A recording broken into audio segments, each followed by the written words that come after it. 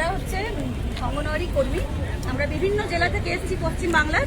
আমরা 1998 থেকে দীর্ঘ অপেক্ষার পর 2019 সালে আমরা প্রমোশন পরীক্ষায় বসবার সুযোগটুকু পাই। কিন্তু আমরা তখন দেখতে পাই যে 2015 সালে সেন্ট্রাল গভর্নমেন্টের রায় ছিল আমাদের অন্তত 50% নিতেই হবে।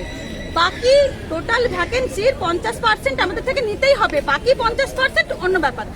তো আমরা দেখলাম আমাদেরকে 3458 ভ্যাকেন্সির মাত্র 422 আমাদের জন্য বরাদ্দ করা হয়েছিল। বাকি আমাদের ভ্যাকেন্সিটা অন্য কাউকে বিলে দেওয়া হচ্ছিল।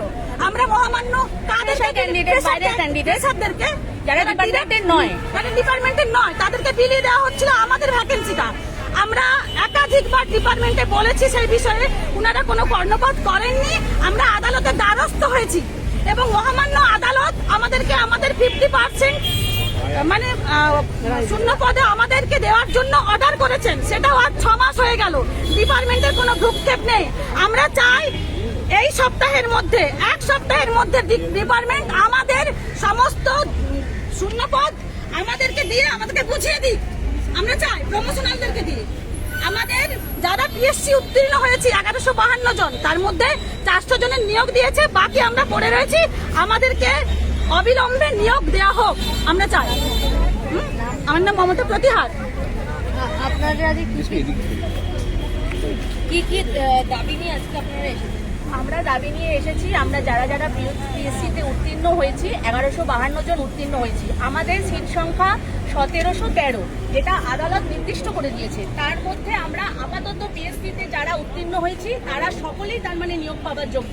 তো তাদের সকলকে যেন অবিলম্বে নিয়োগ দেওয়া হয়। তার মধ্যে মাত্র 409কে নিয়োগ দেওয়া হয়েছে, বাকি আমরা সবাই এখনো সেই নিয়োগের অপেক্ষায় রয়েছি। নিয়োগ দেওয়া হয়নি, তার মধ্যে মেধা তালিকায় নাম ছিল না? না, মেধা তালিকায় নাম আছে, কিন্তু ডিপার্টমেন্ট যেহেতু প্রথমেই নোটিফিকেশন দিয়েছে, একটা ভুল নোটিফিকেশন, যেখানে 50% আমাদের সিট বরাদ্দ হওয়ার কথা, সেখানে 12.5% দিয়ে বাকি 87.5% দেওয়া হয়েছে বাইরে থেকে ক্যান্ডিডেট নেওয়ার জন্য। তো সেইটা প্রথমেই একটা বড় ভুল ডিপার্টমেন্টে। সেই ভুল আদালতে ওরা কোথাও প্রমাণ করতে পারেনি যেটা ঠিক। সমস্ত দিকে মাননীয় বিচারক মন্ডলী এটা রায় দিয়েছেন যে 1713 সিট আমাদের থেকেই নিতে হবে। ডিভিশন বেঞ্চে ওনারা চ্যালেঞ্জ করে গেছিলেন, আমাদের হেরেছেন। ওনারা যতগুলো, আমরা সিঙ্গেল বেঞ্চে জিতেছি, আমরা ডিভিশন বেঞ্চে জিতেছি, সমস্ত আইন আমাদের দিকে।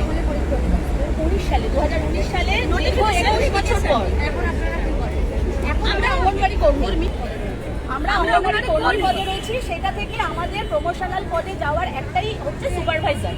আমরা এই পরীক্ষাটা দেওয়ার সুযোগ পাই, যে অন্যান্য সময় 10 বছর অন্তর এই পরীক্ষাটা হয়ে থাকে, কিন্তু 1998 পর 2019 সালে এই পরীক্ষাটা হয়, দীর্ঘ 21 বছর।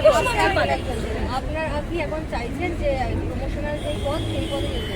হ্যাঁ, প্রমোশনাল পদে আমরা পিএসসিতে আমরা এমপ্যানেল ক্যান্ডিডেট, আমরা ইন্টারভিউ দিয়েছি। হ্যাঁ, আপনারা স্থায়ী কর্মী? না, আমরা স্থায়ী কর্মী নই। আমরা স্থায়ী পদে উত্তীর্ণ হতে পারি একমাত্র এই প্রমোশনাল সুপারভাইজার পদে উত্তীর্ণ হলে। সোনালী মজুমদার।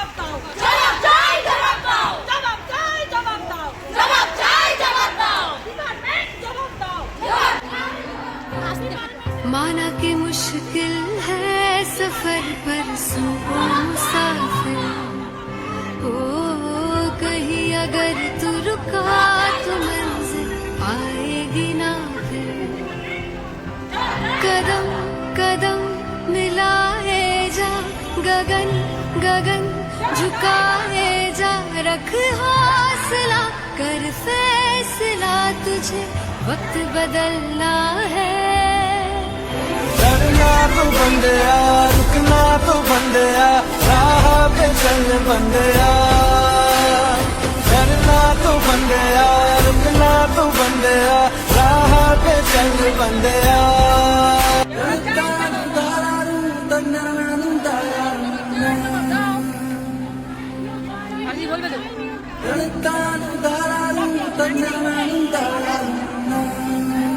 নইলে গদি ছাড়তে হবে, বলো না।